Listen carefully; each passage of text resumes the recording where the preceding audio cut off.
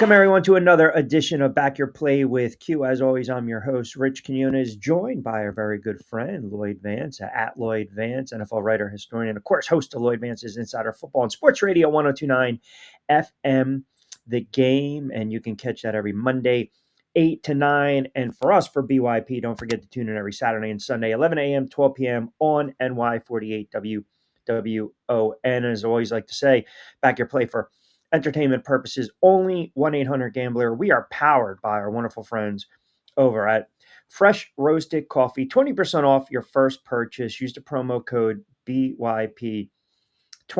And there are certainly some teams that I think need a little jolt of a little cafe as we get set for already Week 8. Now, it started, obviously, we're on the air Saturdays and Sundays, Thursday Night Football, the Chargers all over the Vikings, easily covering that 3.5 number, winning at 37-10.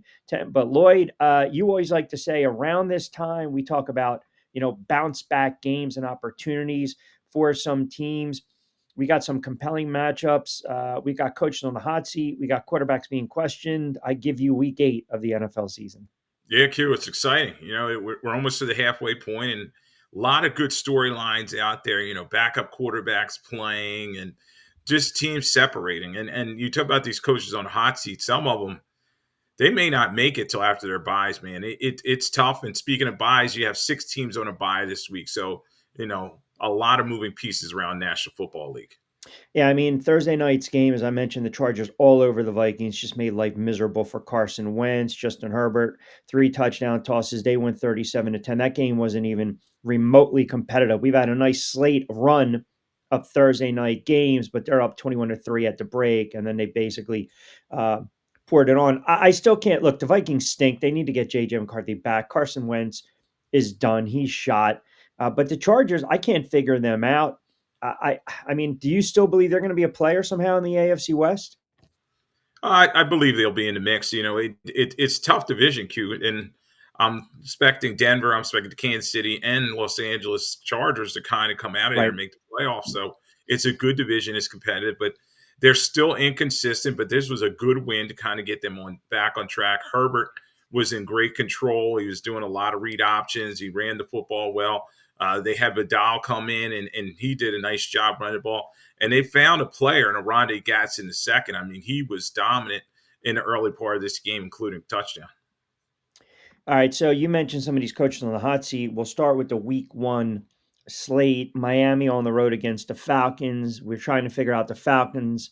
Again, this is a team that, they've had a couple nice wins. They've had a couple bad losses. They came back down to life with that loss against San Francisco. They're 3-3, and then the Dolphins are 1-6. And we called it last week. We nailed it. I think I actually hit the score 31-6 in that loss to Cleveland. The Dolphins are a very bad football team, and it just shows you how bad they are. They are going on the road, and Atlanta is laying 7.5, very low total, 44.5 in this one. Yeah, Q, this is an interesting one. You have 2 teams. You're thinking they're going in opposite direction, but this is a statement game for the Atlanta Falcons. They have to take care of business. They're at home. They've played well in spurts, but other times you're like, what's going on here? So I think first and foremost, they're going to lean on Bijan Robinson. I mean, he's second in all-purpose yards, Chris McCaffrey in the NFL, and he's just an explosive player. So I expect Penix to get the ball to him. Jesse Bates and them are probably going to get some turnovers from Tua Tagovailoa. Last week he was my lackey, and he's just been playing very bad. I'll just put it that way. And McDaniel's on hot seat. So Miami, I don't expect anything changing here. I think Atlanta will win this one, but that may be a lot, that 7.5 to cover. Miami has the Ravens. Again, Lamar Jackson, iffy. The Bills, who don't look like world beaters. Washington issues with Jaden Daniels. The Saints are a bad team. The Jets are a bad team. I mean, Miami might get a top 5 draft pick, and there's talk, okay, what are you going to do with the quarterback? What are you going to do with the head coach? So it's a horrible season right now for the Dolphins, who sit at 1-6. But you're right. I mean, 7.5. Atlanta to me is not 7.5 better than really any team in the National Football League, to be quite honest with you. But they are at home. Kind of a look but don't touch from me. Here's an interesting game. Jets on the road against Cincinnati. Cincinnati laying 6.5. The Jets are bad. Woody Johnson comes out and basically body bags Justin Fields. Justin Fields takes the high road.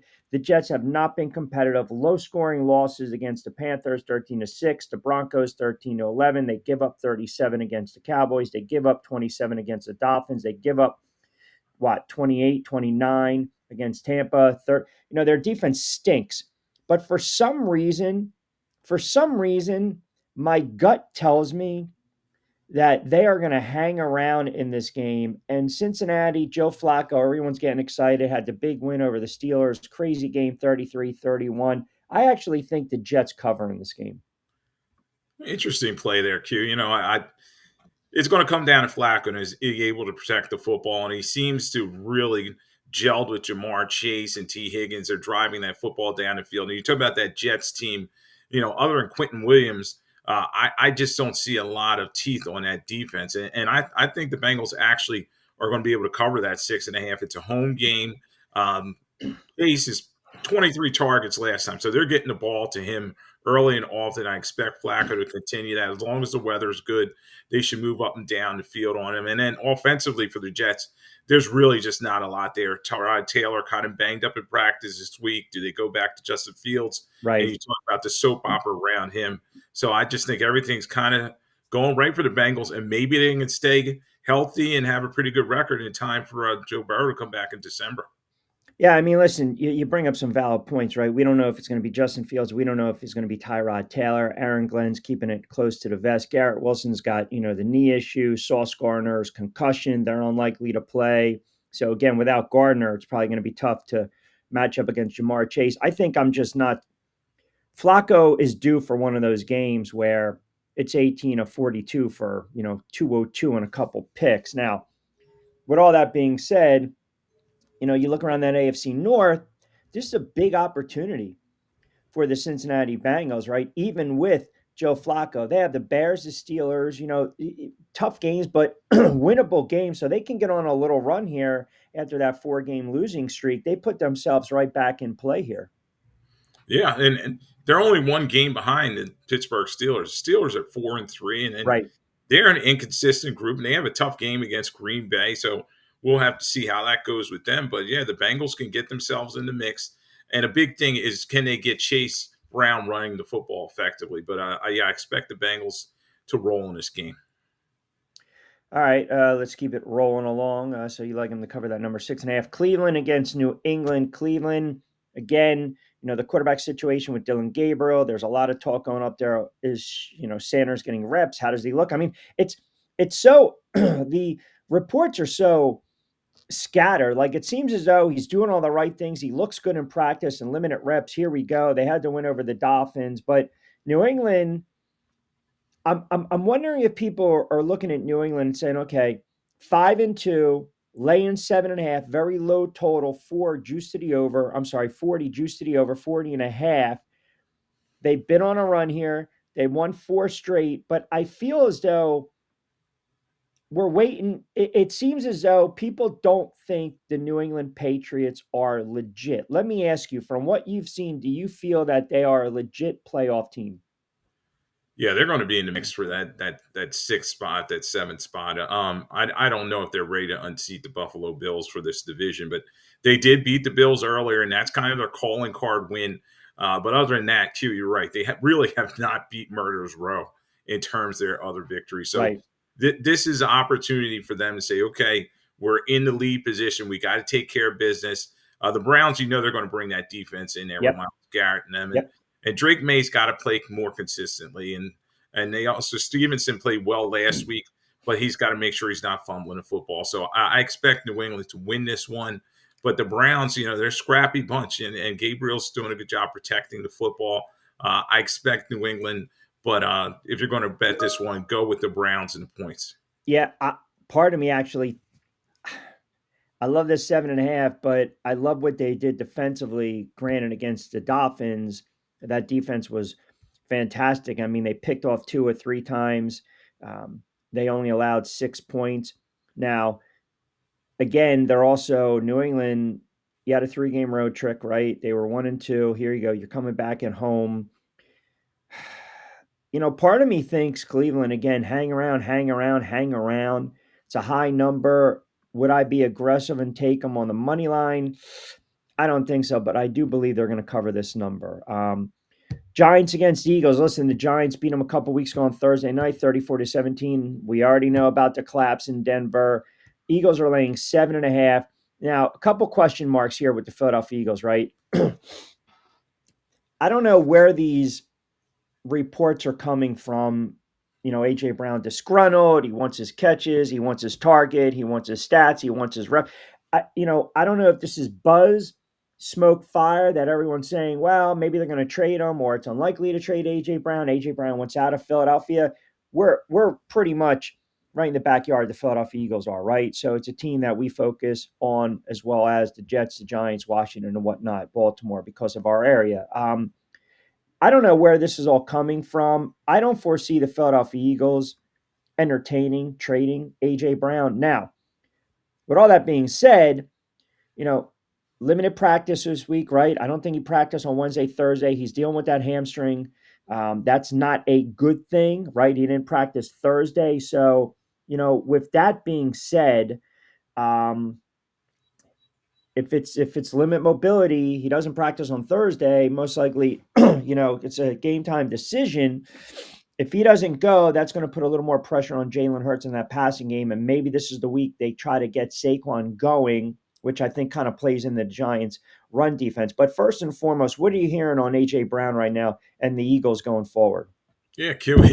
It's ugly situation. It reminds me of back in the day when I was covering the Eagles and To and their messy divorce situation, and they're kind of stuck with each other at this point. Q. The big thing is behind him.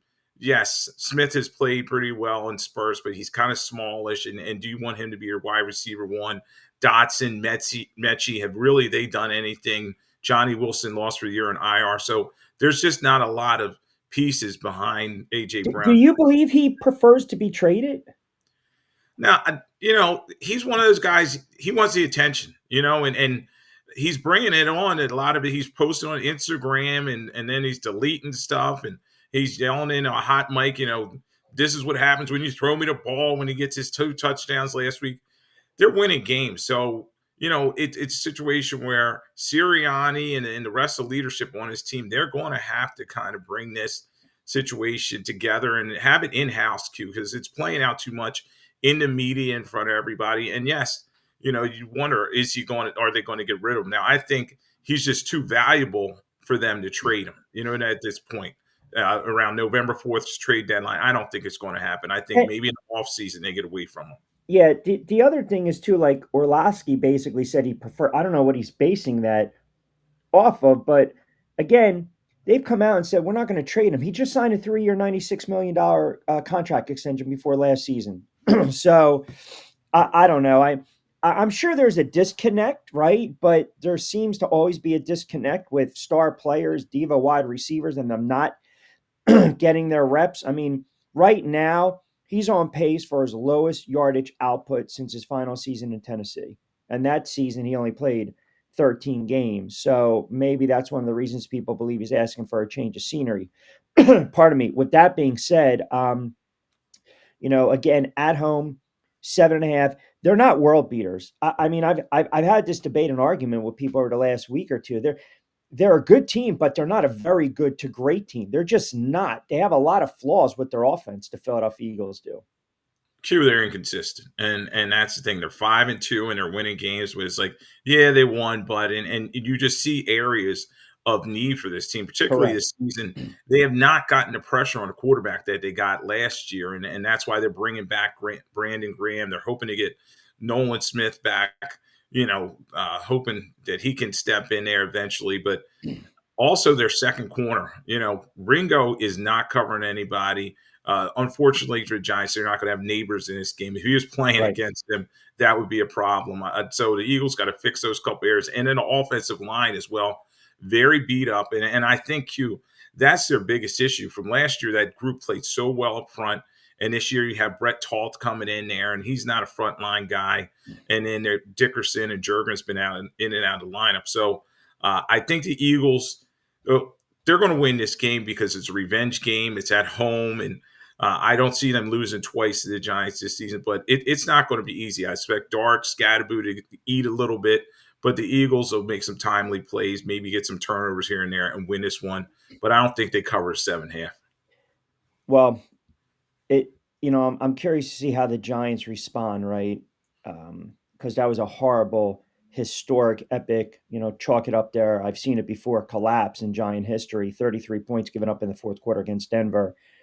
This team was up on the road against the Saints. This team was up late against Dallas. This team obviously late up against Denver. Spoils of heroics of one Jackson Dart. You mentioned no Malik Neighbors, but Wandell Robinson is starting to come on as well as Theo Johnson. They can run the ball a little bit too. I know you mentioned the Eagles getting back Brandon Graham. I mean, his reps and snaps are going to be limited. We kind of know that.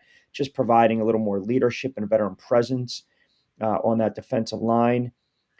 I'm curious to see if the Giants go out and lose this game 38-17 and they're non-competitive, then it kind of tells me everything I need to know about this head coach and this coaching staff, because that's a deflated loss. Now, if that defense comes out angry, annoyed, frustrated, nasty, and they hang around, they lose this game 23-20, 23-21, 24-21, 28-23, fine. I know no moral losses or victories in the NFL.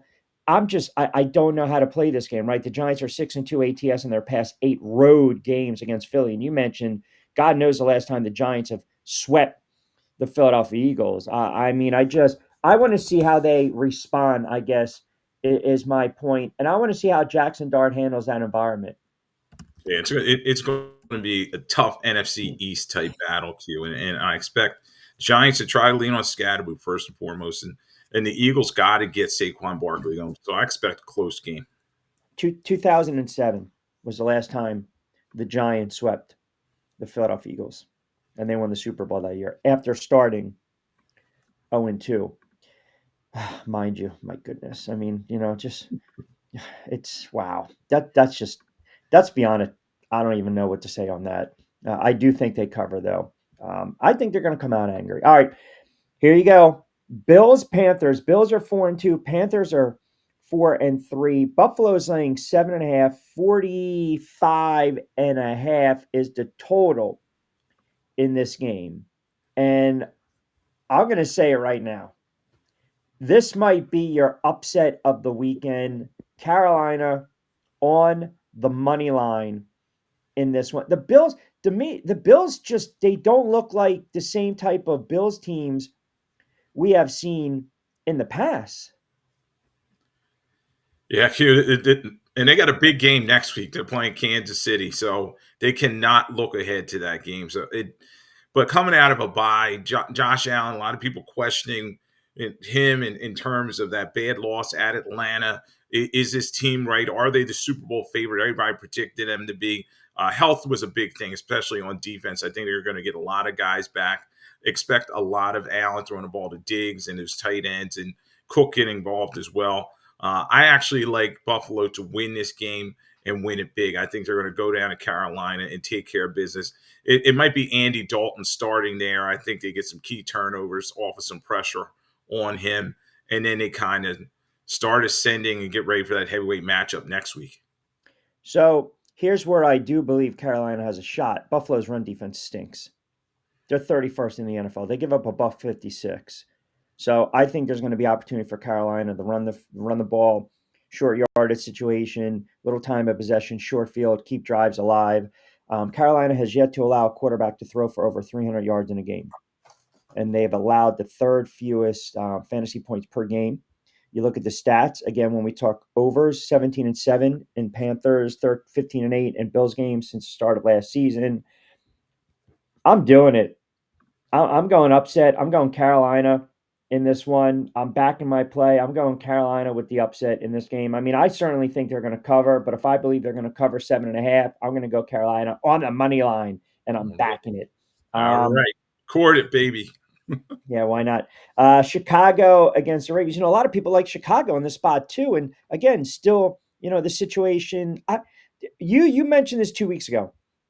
Can the Baltimore Ravens save their season? And you look at the schedule, and ultimately, again, We just don't know about the health of the quarterback. That's really where you're at right now with the Baltimore Ravens because they have winnable games. Period. They have winnable games. But again, you know, Lamar Jackson, that right hamstring, limited at practice. I don't know. Are you gonna put him out there against a team in Chicago that's been playing really well of late?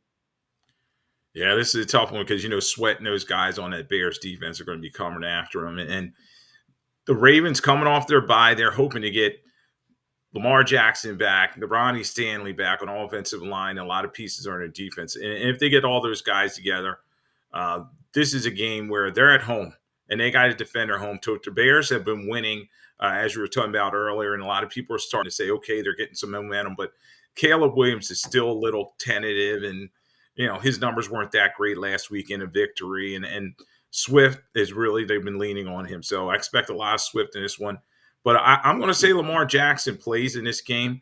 I talked to some guys and they said he's been at practice and moving around. Harbaugh's kind of playing kind of coy in terms of he's going to Right, start or not. right. But I think he's going to get his opportunities. And don't forget about Derrick Henry. I think he's going to be able to run that ball on that Bears defense. And I think the Baltimore starts moving to get right and they win this one. Tell you, they're just not a good football team. And uh, Derrick Henry, we talk about Saquon trying to get that ground game going for the Eagles. Derrick Henry has 88 rushes. 88 rushes. That's the fewest through 6 games since 2018 with the Titans. And the Baltimore offense stinks. I mean, their offensive line is not good either. They can't run block for diddly. They just can't. So I don't know, man. I think if people think Baltimore's going to go in there, even when it gimpy Lamar Jackson and beat the Bears, I think it's more to what they think about Caleb Williams and the Bears. Like to me, if the Bears win this game, even with a gimpy Lamar Jackson, then I have to say, okay, I think the Bears got something cooking right here, right? I mean, think about this. They started 0-2. You thought it was going to be another dismal season. They beat Dallas, they beat the Raiders on the road, beat Washington on the road, took care of the Saints. And now you got back-to-back games against Baltimore, Cincinnati, both on the road, AFC North opponents. I, I mean, this team right now, again, 4 in a row, 5 in a row, 6 run, you got something. They got some winnable games. Yeah, and it's crazy we're talking about they're proving their legitimacy against a 1-5 team. So yeah, this is their opportunity for them to step up. Ben Johnson, his team there, and it's going to be a fun one to watch. But we got to monitor whether Lamar's going to play or Yeah. not. All right, the 49ers 5-2, the Texans 2-4. 49ers go on the road. 3-1 on the road. Little bounce back from the 49ers. My 49ers, Mac Jones. Houston's laying 2.5. You know how I feel about the Houston Texans. They're not a good football team. They got a lot of issues on that offensive line. A lot of pressure now on D'Amico Ryans after several years back. Playoff team. Here we go. Playoff team last year, and then C.J. Stroud kind of taking a step back. Hasn't been the same quarterback. Defensively, Seattle was all over them last week and really dominated in the trenches. I know San Francisco is a wounded team. I'm going to trust the 49ers in this spot, to be quite honest with you. And I think this is going to be a lot of CMC. Give him the football and let him create. Yeah, curious is interesting. I think the line I have is Houston -1.5, which I can't believe they're a favorite going into this Yeah, it game. could be an updated line. You could be correct. Yeah, Yep. yeah. So it's I'm going to Niners with this one as well, Q, and you expect a lot of Christian McCaffrey and Mac Jones is doing a great job in terms of getting the football out of his hands, getting it to his weapons, getting it to his variety of tight ends. He's got Kittle back. That defense, even though they don't have Fred Warner, they're still finding other guys that are going to make some plays. And Houston, we just talked about the difficulty of that team. They're not able to move the football. Yeah, they have Woods at the running back position, but Stroud does not look right. And I don't think Nico Collins is going to play in this game. Their defense does have some teeth, ranked number 1 in terms of points allowed. So Anderson, they got to block him. But I think the Niners win this one. And if they're still an underdog, take the points. So remember now, D'Amico Ryans left San Francisco to be the Texans coach. I believe this will be the first time the Niners have faced a Ryans led defense. Again, who's Stroud throwing to, right? I mean, Collins, you mentioned concussion protocol. Christian Kirk, Missed last week's game with a hamstring injury, might be out again. I think this plays right into the 49ers' hands, to be quite honest with you. And I would just, if I'm the 49ers, little dink and dunk, run the ball, screen passes. Don't let Mac Jones lose you the game. I like what I've seen from the 49ers. They've kept it together. 1-4 ATS against the spread as road underdogs since the start of last season, but I'm going to ride with them this week. Yeah, I definitely agree with you. I think the Niners take care of business here, and CJ Stroud, we start wondering even more. Is this sophomore jinx going to continue further in his career? And wow, who is he at quarterback? Correct. Correct. All right, made right through this edition of Back Your Play with Q. Rich Quiñones here. Don't forget, it's a rapid, fast-paced sports betting show, and we provide a lot of in-depth analysis, analysts, as well as insight. Lloyd Mann's kind enough to join us seasonal because we are into the NFL. You can get social with us as well at Rich Q on Q. Of course, TikTok, Rich Q on the mic. Subscribe to the YouTube channel at Rich Quiñones, and we are powered by our good friends over at Fresh Roasted Coffee. Save on your first purchase. Just use the link below. Promo code BYP20. All right, halftime on BYP. We'll take a quickie timeout. We'll come back on the other side. We'll rip through the rest of these 1 o'clock, 4 o'clock games as well, and then kind of go around the league time pending. Keep it locked into this edition of Back Your Play.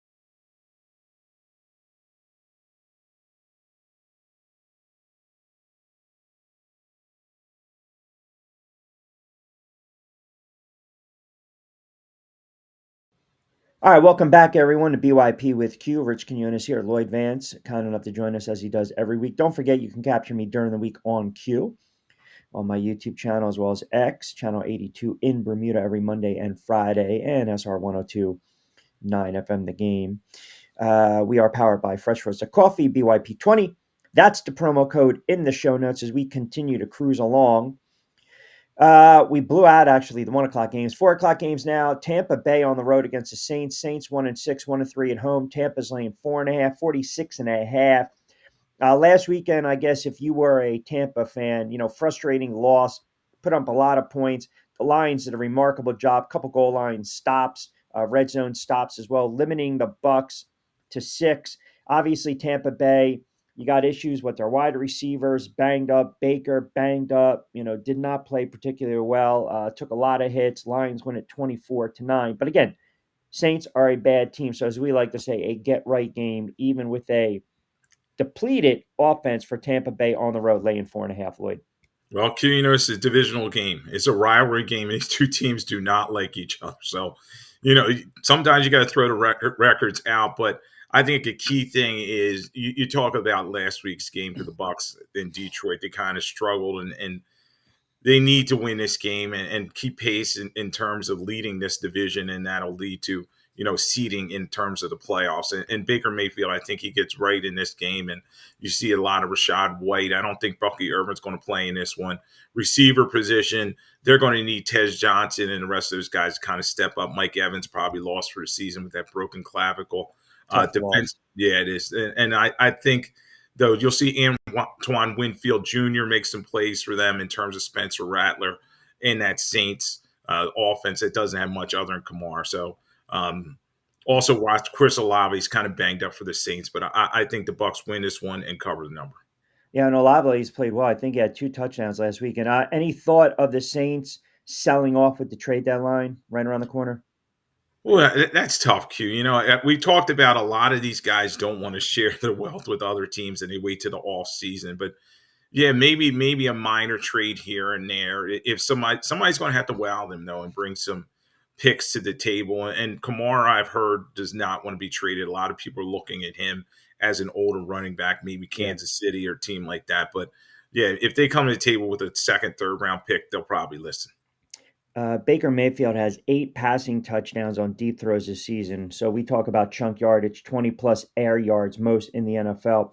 I believe this is a game where Tampa, if they're wise, right, if they're smart, they're going to rely on the running game. Saints have allowed the ninth most rushing yards per game. The defensive front ranks near the bottom of the league in run stop win rate. So that's around 27. So you're seeing a lot of tackles by the secondary because guys are getting past the point of attack and deep into the secondary. Saints are 9-3 ATS against the Bucks since 2010. But as I like to say, throw it all out the window. I think Tampa Bay absolutely rolls in this one, even though they are a banged up team. And look, you might get a little something where the Saints kind of hang in, but Tampa Bay to me, they should be ticked off. And even with the injuries, I don't think New Orleans has the firepower to match Tampa. Correct. Other than maybe a big play downfield to Rashid Shaheed, but other than that, I just see Tampa just keeping their foot on the gas the whole game, and watch a lot of their tight end Otten in this game. I think he has a big one. 425 should be a national game, Nance and Romo. Here you go, Cowboys and the Broncos. I'll never forget, I think it was the Romo game either against Buffalo Monday night or Denver. He had like 5 picks and yet threw 5 touchdowns. It was a crazy, crazy game. Denver feeling pretty good after the remarkable comeback against the Giants, who choked. They're laying 3.5 at home. Offensively, they stink. And I have a lot of Dallas fans. One of my very close friends is a Cowboys fan, and he goes, I love their offense. Their defense stinks, meaning the Dallas Cowboys. You expect the Cowboys to maybe score some points. No one thought the Giants were even going to move the football and score against Denver, but they had some busted, broken plays, a couple fluky plays. They were able to put up 30-plus points. I think Dallas could. It's just a question of, can Denver match that? I don't like this game at all. Denver's laying 3.5. I can't figure these two teams out. Yeah, this is a tough one, Q, because Dallas does not have that consistency that you wanted. And they looked very good last week, putting up 40-some points, but they were at home in this situation. We're on the road against a Broncos team. Pressures everything with them. They lead the NFL with 34 sacks, and I think they're going to be able to get to Dak Prescott, and he may make a mistake. And Javonte Williams, yeah, it's a revenge game in terms of playing his former team, but I think that he can't get going in this one because that Denver defense, I think Denver wins it kind of in a close game. Bo Nix making a play here and there. So I'll say Denver wins, but by a field goal. So if you got to bet it, take Dallas in the points. Where do you look at when we're talking about MVP conversation? Dak Prescott quietly putting together a really nice season. Is look, he's got 4 consecutive games with 3-plus passing touchdowns, no picks. That's the longest streak in franchise history, tied for the second longest streak in NFL history. Sure, you got to put him in mix. I'd probably say in that second tier, but he's playing extremely well, and you want to see him have that signature victory over a quality opponent. So, but he's playing very well. I put Prescott in the conversation, Daniel Jones, Patrick Mahomes, and we'll see about Josh Allen if he's able to jump back in this after the bye. Here's your little BYP nugget. 4 straight Cowboy games have gone over the total. Cowboys are 3-0. ATS is underdogs this season. I can't figure Dallas out. I can't. And Denver offensively, I mean, is this kind of like a team that's going to have to really ride their defense? I mean, this is a team that I went on the record and said was going to win the Super Bowl over Washington, right? And I can't be down on them, even though they're 5-2. I just don't like their offense. Yeah, you have Bo Nix and you have Sutton back there, but they need more consistency from Harvey and Dobbins in the running game. But they're a very good team, and they got to find their identity in terms of their offense, Q, because as the season gets late, they're going to need some points. Yeah, and I think that quarterback sometimes he's a touch hit or miss. Speaking of Bo Nix, but should be a fun game. It should be a fun game, but it's certainly for me a lookie, but don't touchy game. All right, then you got the Titans and the Colts. How about Mike Colts? Danny Dimes, Danny Nichols, Indiana Jones, 6-1. The largest line of I think of the season thus far, 14.5.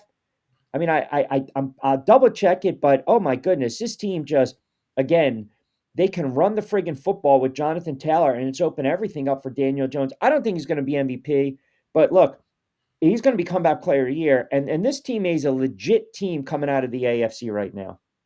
They definitely are. They right now best record in football. You have Daniel Jones completing 75% of his passes, killing third downs. I mean, he's efficient. He's not frazzled. Remember the guy we saw so many years in New York? You're like, what's going on with this guy? Well, he's behind this offensive line with Quentin Are Jones you and those. really asking me if I remember? That was no rhetorical question. I know you remember. I remember talking to you all those Mondays, and you're like, what's going on with this guy? Don't we I all can't. those Well, fumbles? let Remember me he ask had you this fumbles? though. Yeah. Okay, so they stepped up in weight and they lost to the Rams in a close game, but they beat the Dolphins, the Broncos early on when they were struggling. The Titans are bad, the Raiders are bad, the Cardinals are bad. I think their best game, their best win was last weekend against the Chargers. Like, do we look at okay, scheduling quirk, here you go, but no, they're legit. No, I look at they're legit. They're starting to put this thing together. And Q, you hit on a key thing in terms of Jonathan Taylor. I mean, he's leading the NFL in rushing with about 697 yards, and he's taking it to the house all the time. They're leaning on him. They have Tyler Warren. Their defense is playing really good with DeForest Buckner and those guys. There's no reason why they can't be that team to jump from the mix and come from middle tier and be a true playoff contender. So yeah, I think they're legit. Here's the other, the I guess the funny conversation. So we're midway through. Think about this for a moment. If I were to tell you 8 weeks in the NFL season, your top three seeds in the AFC were the Colts, the Pats, and the Broncos, you would say what? Yeah, are you kidding me? Yeah, and where's Kansas City? And Kansas City, right now, the playoffs started, they were on the outside looking in. Correct. They would be the eighth seed. Jacksonville actually sneaks in. Chargers, the Bills, and Pittsburgh at 4-2. You just cannot figure out this league at all. I do like the over in this one, 47.5. I'm not touching the 14.5, but Daniel Jones, anytime touchdown, Fred Taylor, Jonathan Taylor, anytime score, I'm good with that. Here you go. Aaron Rodgers ball. Aaron Rodgers says, hey, it really doesn't mean anything. Really? Now, this game would have much more buzz if it was in Green Bay. Let's just call it for what it is, right? Right. So Yeah. Green Bay's laying 2.5 on the road. Packers quietly 4-1-1. Steelers 4-2.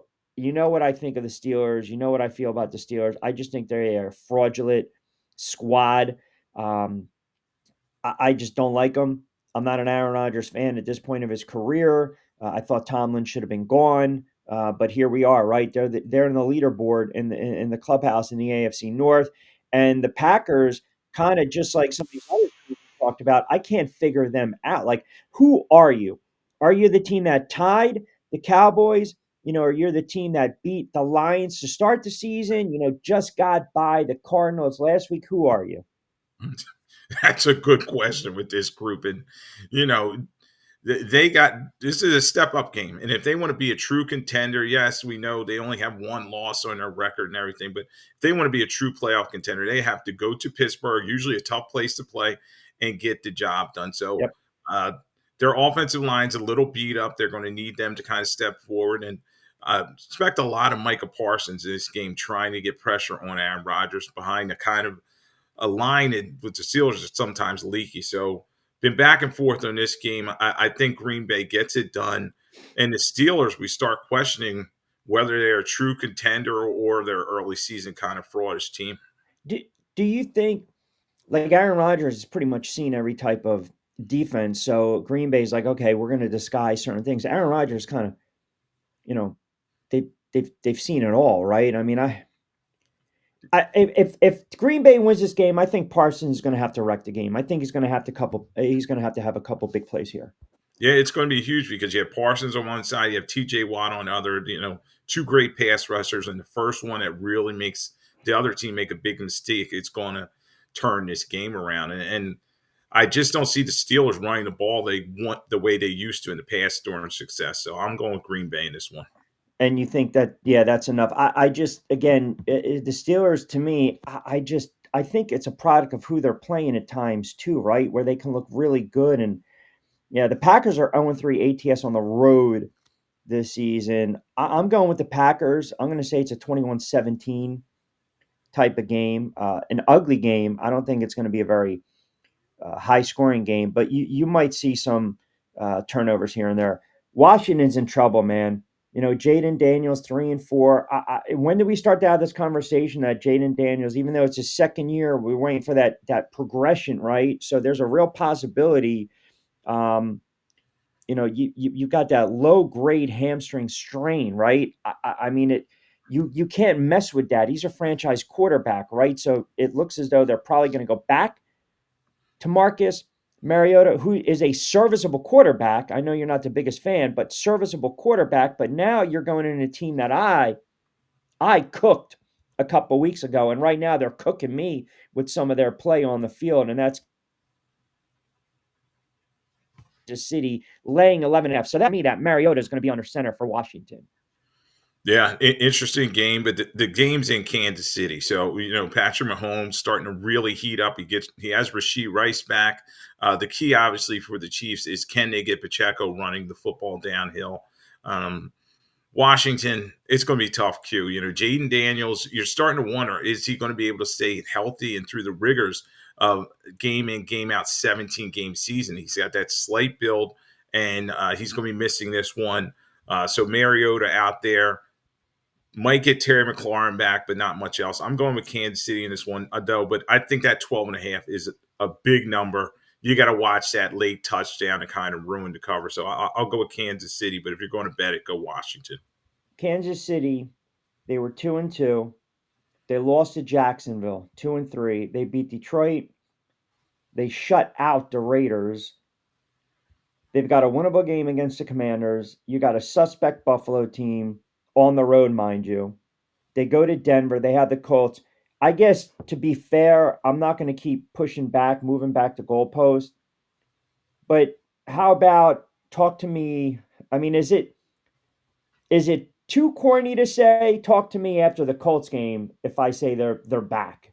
I mean, or do I give them the Bills game? If they go on the road and beat Buffalo, I guess I'll go on the record and declare Kansas City's not cooked. They're simmering. Is that fair? Yeah, that's fair. That's fair. Q and they have a tough schedule, so we're really going to get our answers as the season goes along. At Buffalo, then they have their bye at Denver, Indianapolis, at Dallas. So that's a stretch here that's really going to tell us about this team. But Andy Reid after bye, usually his teams play pretty well. So yeah, I think Kansas City's in a good spot, but Denver's at that number one spot in the AFC West right now. Kansas City, Indianapolis, they have the largest lines odds of the weekend. Now, obviously, it's a lighter slate, as you alluded to. A lot of buys this weekend, or let's just say these teams are off. Lions, Raiders, Rams, Cardinals, Seahawks, Jacksonville. Some of these teams definitely need to rest.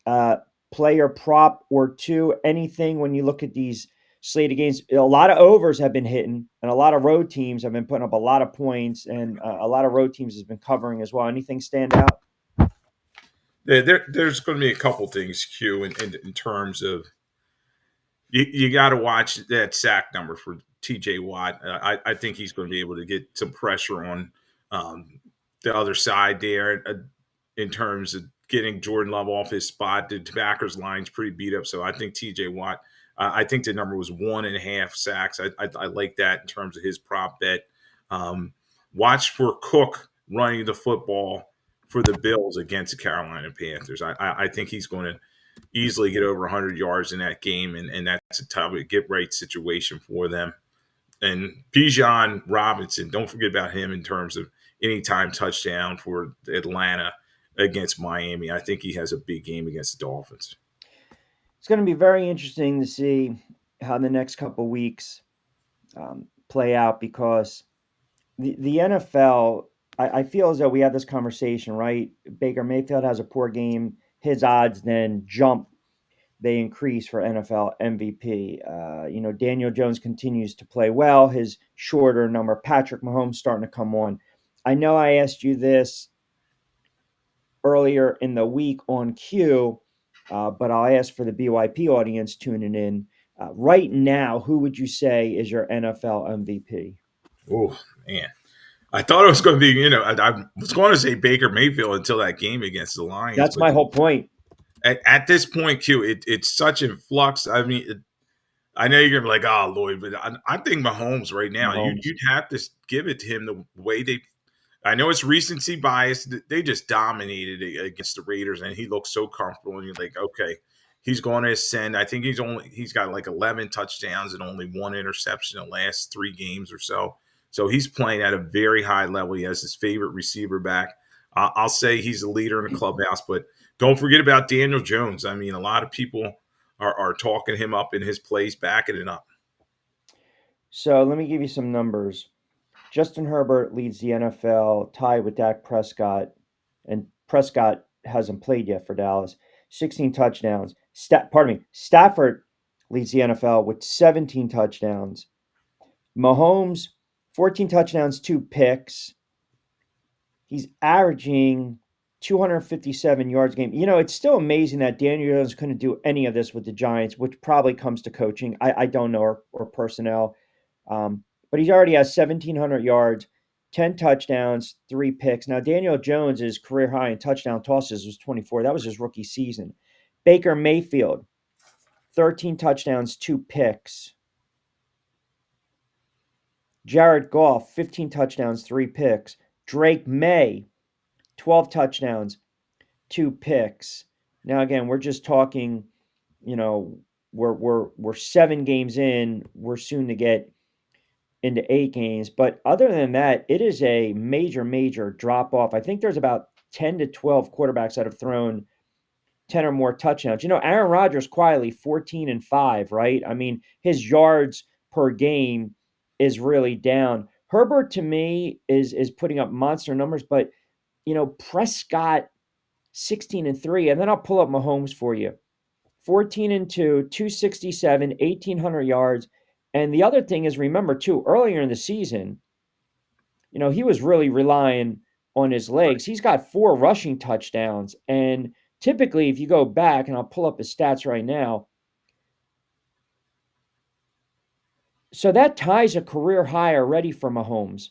And you have to go back to 2022, and that I'm pretty sure he won the MVP that year, threw for over 5,000 yards, 41 touchdowns. So, he's adding that other element to his game, but I think a lot of it had to be out of necessity because Kansas City hasn't really gotten their ground game,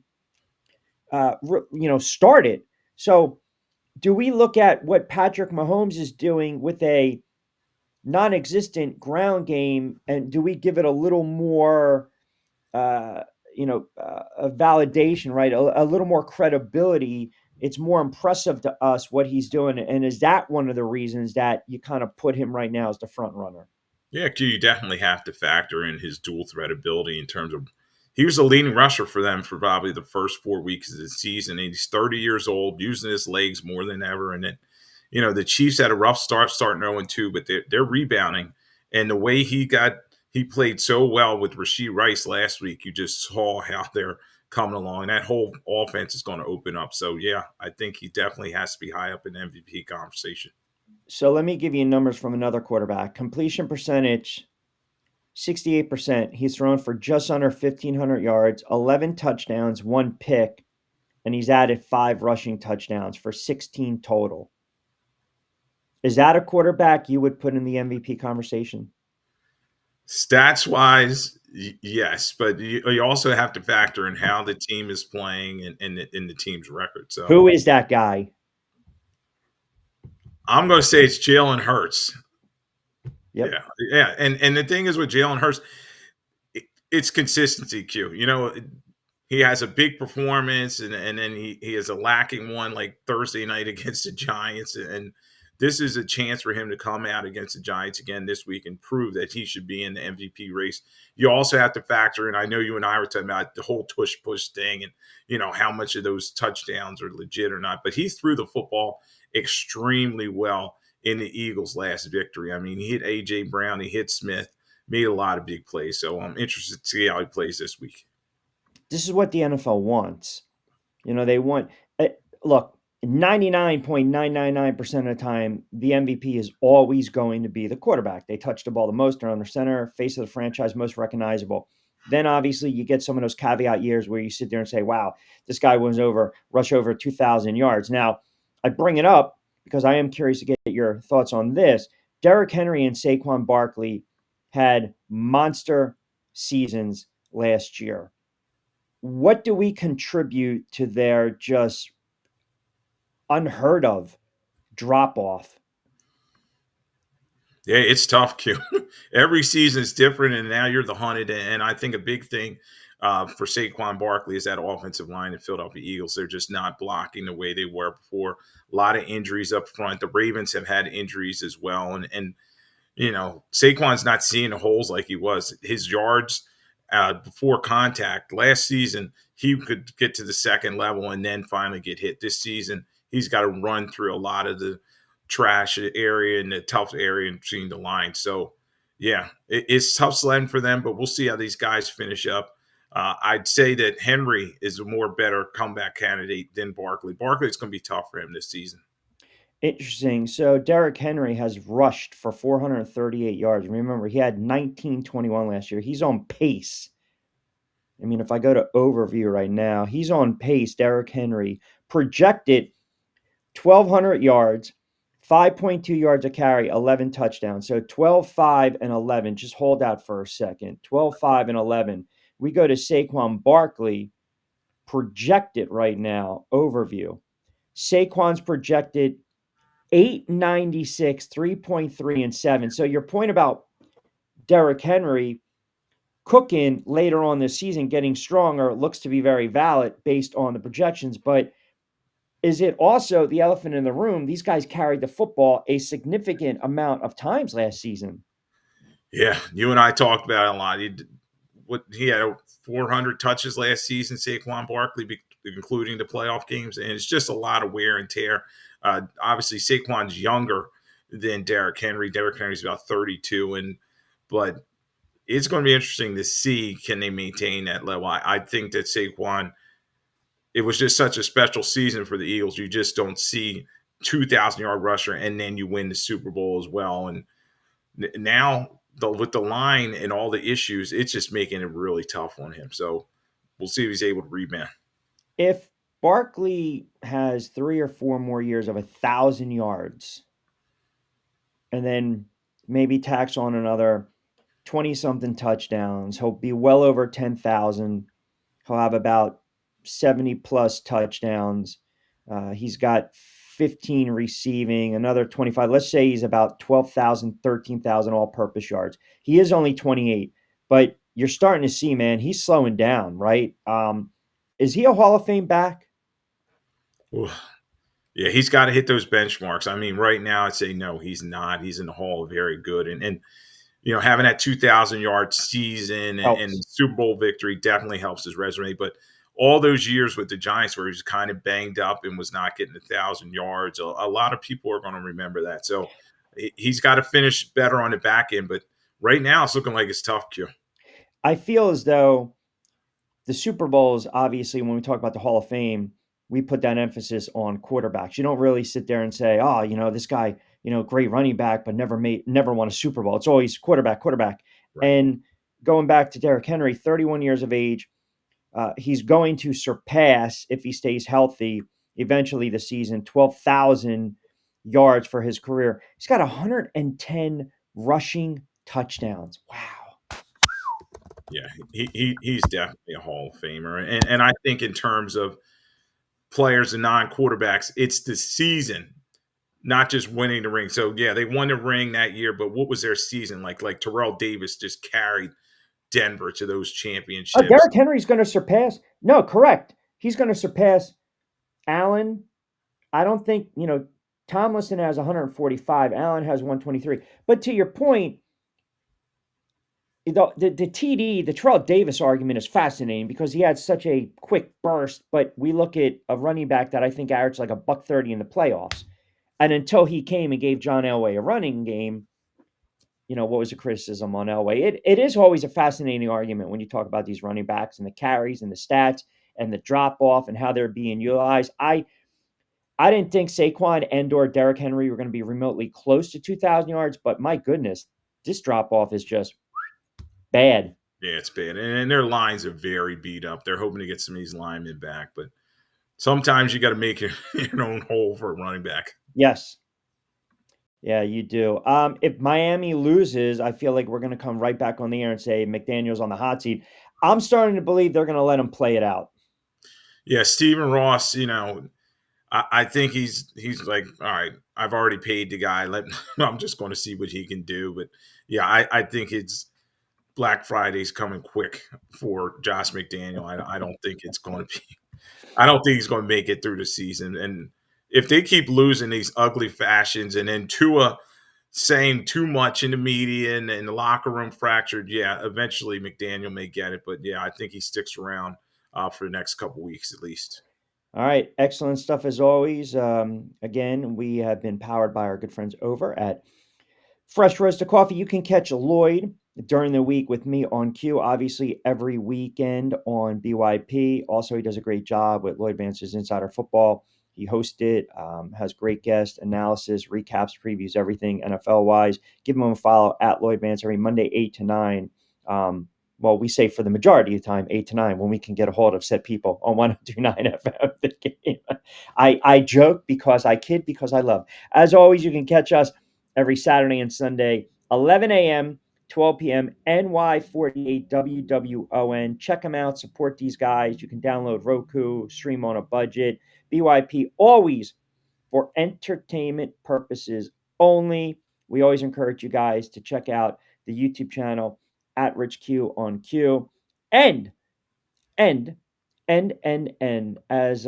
we always like to say, my friend, to Mr. Lloyd Vance, as we are approaching week 8 of the NFL season, if you say it, you play it. If you back it, Stack you're it. going to Going to stack it. stack it. There you. Hey, put the coin in your pocket this weekend, my friend. Excellent stuff as always. Appreciate you jumping on board. We'll talk to you on Monday on Q. We'll catch you as well on Lloyd Vance's Insider Football. Appreciate you, pal. All right, Q. Thanks for having me on. There you have it. My guy, Lloyd Vance, doing excellent God's work, yeoman-like work, as always, breaking down all these games. So we gave you some player props. We went through all the games. We gave you some lines. We gave you some trends. We gave you ATS, overs, unders. That's exactly what we do on BYP. And again, special thanks to our wonderful friends over at NY48 WWON. You can get us every Saturday and Sunday. Love what these guys are doing. We still got to get on Q on the network as well. We are powered by our good friends over at Fresh Roasted Coffee. 20% off your first purchase. BYP20. That'll get you 20% off your first purchase. Check the show notes and always get social with me. You can follow along at Rich Q on X, IG, TikTok, Rich Q on a mic. Like, comment, subscribe. We'll be back on the air Monday with On Q. Also, on my YouTube channel, we have Tropikal Bets Ahora, which takes a look at the betting gambling line in the Caribbean and overseas. Check that out. Had a really good interview with pro boxer Keithlin King, who will be fighting this weekend in Barbados on Saturday night. So we gave you some odds on that one. But as always, we appreciate you guys keeping us tuned in to this edition of Back Your Play with Q. As always, I'm your host, Rich Quiñones. And as I just mentioned, we always like to say it. If you say it, play it. If you back it, you're going to stack it. Bet responsibly. Have fun. Entertainment purposes. The best of luck week 8 in the NFL. We will do it again next week, right back here on NY48 WWON. As always, I'm Rich Quiñones. Hope you enjoy this edition of Back Your Play. We'll talk to you Monday on Q. Have a wonderful sports weekend. Be safe, be sound. Hasta luego, buen día.